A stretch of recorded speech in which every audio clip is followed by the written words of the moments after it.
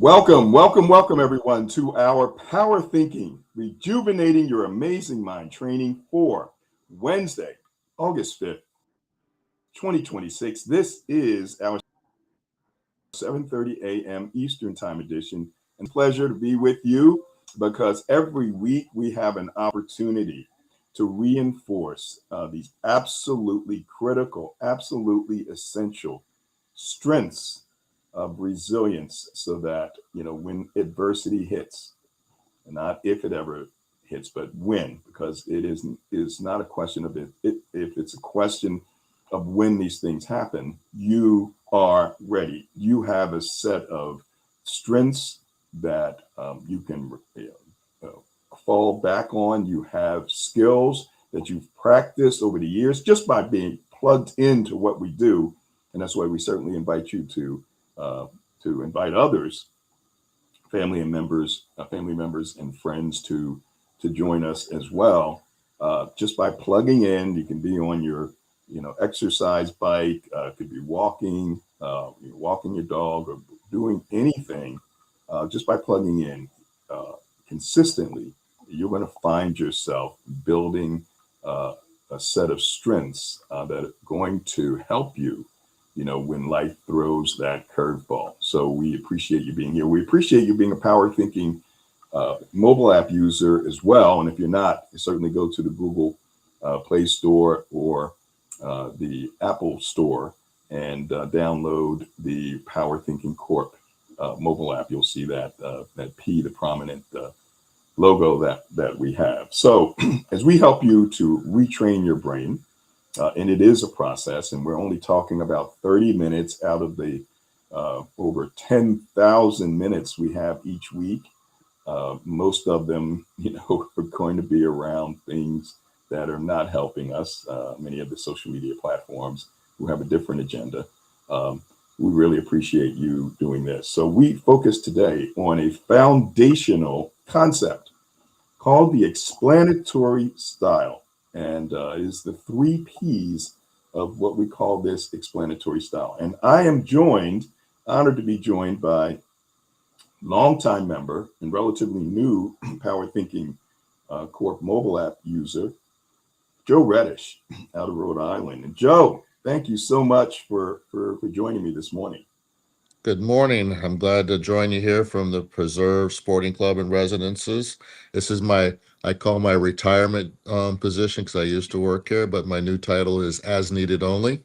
So, I get that Mission Impossible music, and it says, "Good morning, Mr. Reddish. If you choose to accept this assignment," so I love it.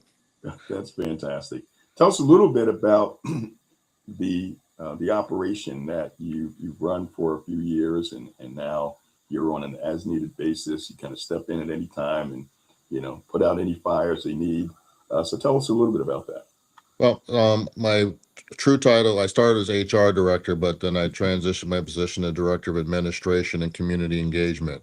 As you can imagine, with the property this size, we're 3,500 acres with everything from a five-star restaurant, a sporting shop of 30,000 square feet, hotel space that can house over about 120 plus rooms, as well as lots of outdoor activities and so on. We are technically a private club, but we are public for for people to come stay here, have events. We have an exciting event coming up soon, the Adam Vinatieri Clays event, which is Adam Vinatieri, the football Oh, yeah. field goal kicker. He'll be here with about 300 people raising money for a lot of outdoor organizations. But what I find, and it fits right into the models this morning, I practiced one of them, as you noticed probably this morning already. The optimistic piece was we were having a little trouble getting logged in, but I didn't give up. I looked at it and I said, well, let's figure it out. And so being optimistic about it led me to a style in which, I knew it's going to get in. If we don't figure it out, we'll go to dial in. But we're here to welcome everybody this morning. Fantastic, and that's really important. That's the focus for today. I mean, there you can get caught up in the negative thing that happens, and there are going to be thoughts flowing through your mind. Oh, you know what? I had a bad day yesterday. It looks like this is going to be a bad day. These things always happen to me. I'm not good with technology. I mean, I talked to a person about the mobile app, and he said, yeah, I'm an old person, and these apps and technology, it's just doesn't work for me. I said, how old are you? And it turns out he was about 20 years younger. So I said, okay, this is something going on in your head. So yeah, very, very important. And Joe, what we're going to do, let's go right to some of our folks. And remember, uh, the foundation of what we're doing and this material comes from the University of Pennsylvania's Positive Psychology Center, led by one of the world-renowned psychologists by the name of Dr. Martin Seligman. In fact, he's considered the father of what is called, positive psychology. And there's a lot of work around positive psychology. And he wrote a book called Learned Optimism, that you can actually learn to be more optimistic. And as we know, most of that is around our awareness about the thinking traps that we fall into as our brains are processing 50,000 thoughts a day.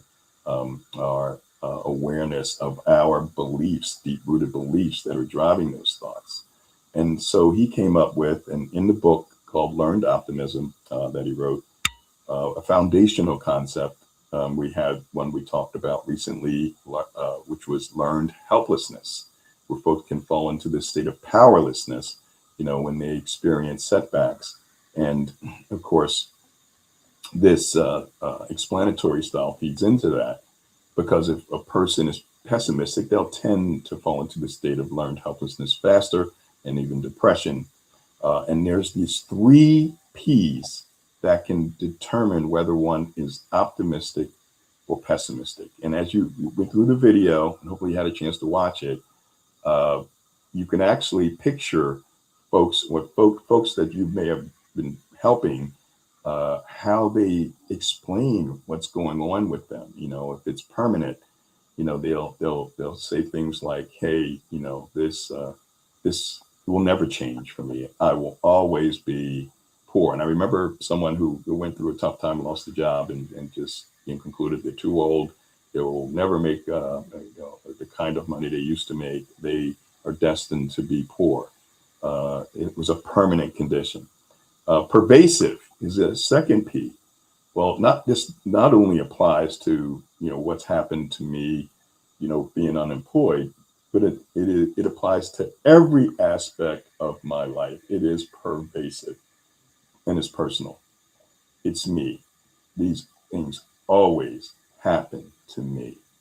So think about it. It's just as I said that, right? You could just get that picture of that pessimistic explanatory style versus, uh, instead of being permanent, this is the way it will always be. It's temporary. You know what? I'm going to go out. I'll find another job. Or if I don't get another job, maybe I'll finally consider, something like real estate or insurance sales. And you and I, Joe, know about that, right? Uh, Yes, indeed. and how, if you're not, seeing, fruits in some other areas, there's always that, because folks don't care. These companies don't care how old you are. They just want to know if you can produce, and you're going to get a commission in real estate. And so this thing could be just temporary, because there are other ways you can generate income. It's not pervasive. It just applies to this one situation. And don't take it personal. It's not you. These things happen to other people. The question is, do you bounce back? So let's go to our folks on the phone lines. Anyone else? Hit that *6. What are your thoughts about the explanatory style in pessimism versus optimism? Was the video helpful? Was there any aspect that you liked in particular about the video? So love to hear from you, or any stories that you have where certainly the explanatory style came into play, and you being more aware of what we share with you with power thinking helped you through a situation. So let's go first to, let's cue it up. We'll go first to Isaiah Jones. Isaiah, thank you for joining us. You were the first one on long before I even got on, and we don't see you a lot. So I said, okay, if Isaiah's on this one, has struck a nerve, and we'd love to hear your thoughts. The last time we talked to you, your mom and dad was getting a street named after them, and I happened to see the video with the mayor and other notable people. So first of all, congratulations on that. So that's a real positive thing. That boy, most of us, we don't have the opportunity to have a street named after our parents. So was there anything where your optimism was tested and you had to kind of go back to what we're teaching with power thinking to help you out of it? So let us know where you're joining us from, and let us know your thoughts. Welcome. Yeah, thank you, Stan. I'm glad to be on. This is considered a second family to me, a safe place to come. I'm a man of faith, and I do believe that everything works at the right time and works, together for good. They named the street after my parents. It was after years and years of hard work that they dedicated to Chester. As I stood out there that day in front of the house where they developed the Black Youth Society and Youth in Action, all that was a group of kids in the city of Chester that wanted more. And they identified with those kids, related to them, and brought them into our home. That same resilience, soon after that, I had to draw on that experience, what my mom and dad stood for. I was let go from a job after serving 11 years in a refinery, 6-figure job. An incident occurred on February 8th, the night of February 8th. I ended up burning my foot, 2nd-degree burns. And because I have stood up to this company, we believe, about some things that's going on there as far as minorities, they found a way to terminate me from that incident. They're trying to say that I should have had on a full rubber suit versus the suit that we usually wear. So the union quickly swooped in and identified what the issue was, told me not to worry about it and everything. But for me, I had to draw back on what I've been learning over the years. The first person I called was Stan Green. And in calling Stan, I got direction. Made some calls. I didn't even know I had any legal standings outside of the union. I didn't know that. Because if someone terminates you like that, it's kind of devastating. But that's where you learn optimism. Because if I didn't, and this is well before this video, I given myself to do that through prayer and meditation. You go the opposite way. You go into depression. Because you're thinking about the money that's gone. You're thinking about, for me, I was thinking about how I provide for my family. I have grandkids. I'm 65 years old. They're finding that it was a age discrimination, of color, and a whole lot of other things they've done wrong. This union has stood out for me in a great way, to the point that my lawyer is not even really concerned about having to do anything. But if they don't get it done, he will.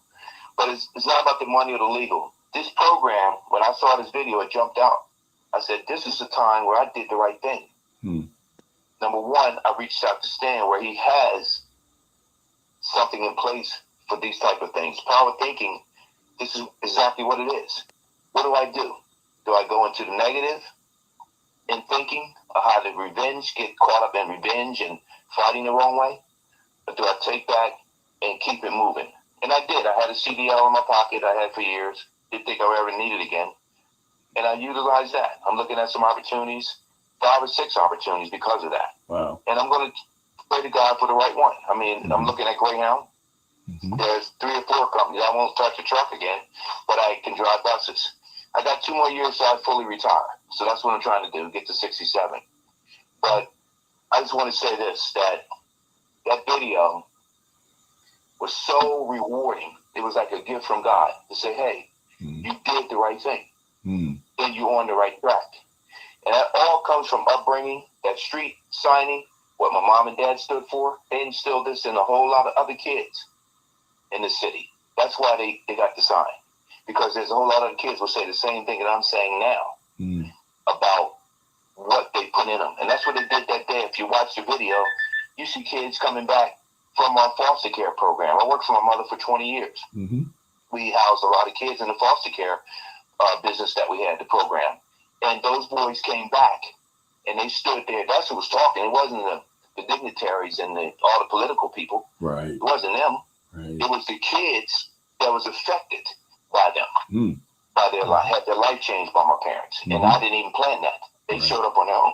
Yeah. So, without taking any more time, Stan, I just want to thank you for the video and thank this group for always being there. I'm not here a lot because I've been busy. Yeah. Working and doing a different schedule, but now things are kind of slowing down. Things happen for a good reason. That's right. They really do. They sure do. So, hey, look, stay optimistic.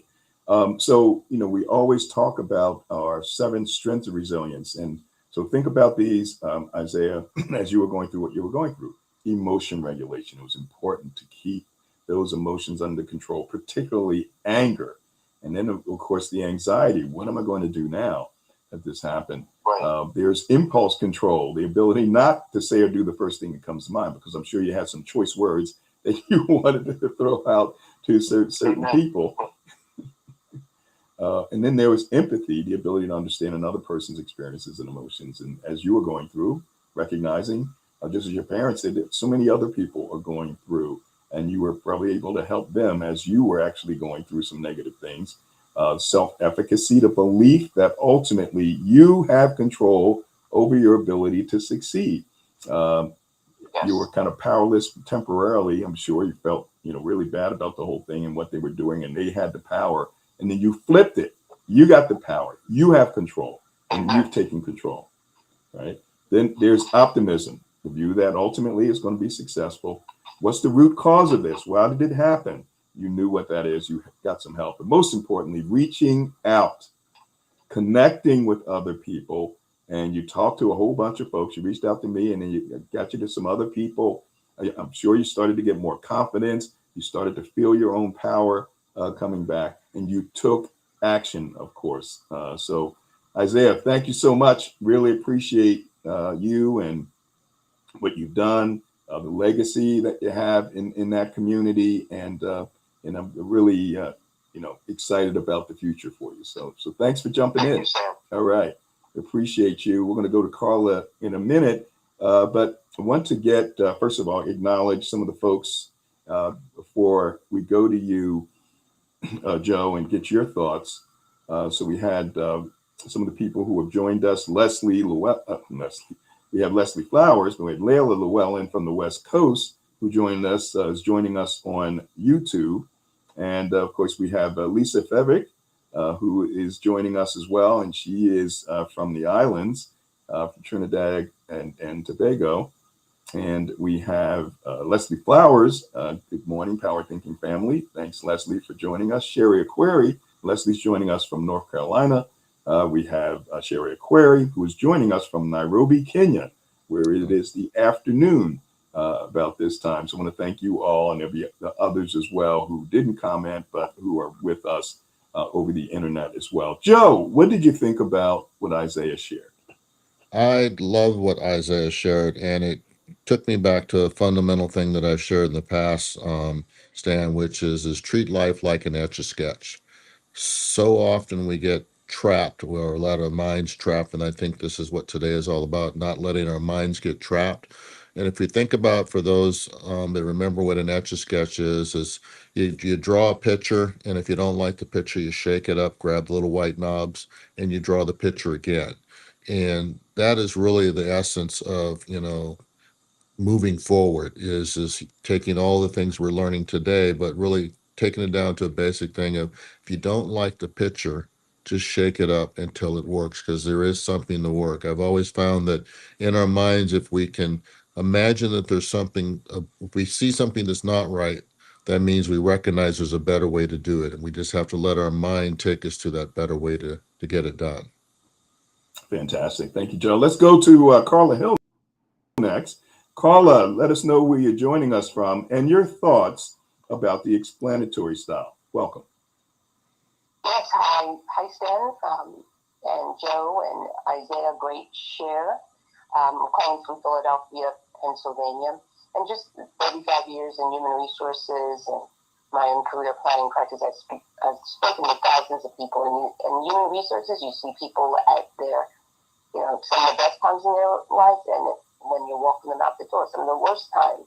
And what I realize is that I'm an optimist. I know if somebody's leaving, they're leaving for something better, but not everybody's ready to receive that message. And what I struggle with is, there's a fine line between optimism and delusion, right? So reaching out helps, right? Like one phrase I think of, community brings immunity.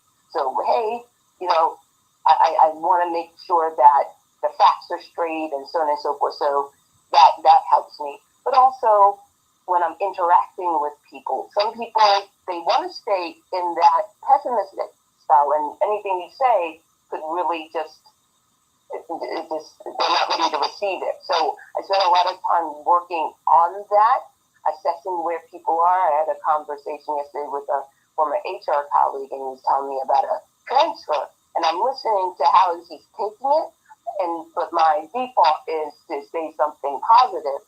And I said, "Oh, this is going to be an additional skill," and he's like, "Yeah." So that's why I come to power thinking, because it's the practice. I say it all the time, there's no absence of theory or content. We might know this, you can find this everywhere, but how do we become practitioners at it, right? So thank you so much for the vision and the space, Stan. So I'll toss it back to you.